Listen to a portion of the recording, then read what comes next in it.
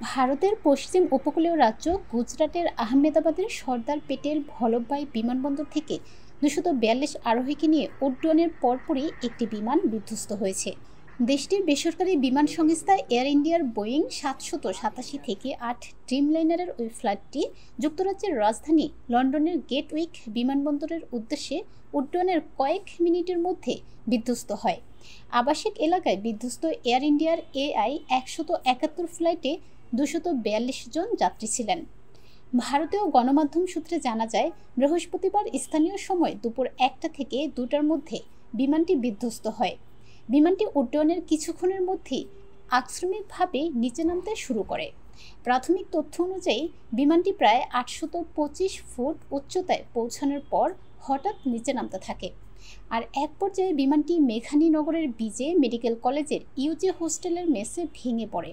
এর ফলে একাধিক ডাক্তারি শিক্ষার্থীর মৃত্যুর আশঙ্কা রয়েছে। এদিকে বিমান বিধ্বস্তের কিছুক্ষণ পর ওই ফ্লাইটে থাকা যাত্রীদের তালিকা প্রকাশ করেছে এয়ার ইন্ডিয়া কর্তৃপক্ষ। এতে বলা হয়েছে, এয়ার ইন্ডিয়ার বিধ্বস্ত AI-171 ফ্লাইটে 169 ভারতীয় নাগরিক, 53 ব্রিটিশ নাগরিক, কানাডীয় 1 নাগরিক ও পর্তুগালের 7 জন নাগরিক ছিলেন।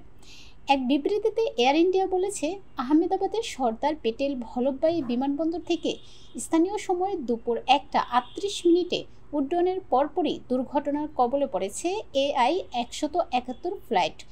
যেভাবে বিমানটি বিধ্বস্ত হয়েছে তাতে কারো বেঁচে ফিরে আসার সম্ভাবনাও ক্ষীণ, এমনটি বলেছেন ভারতীয় বিশেষজ্ঞ মহল।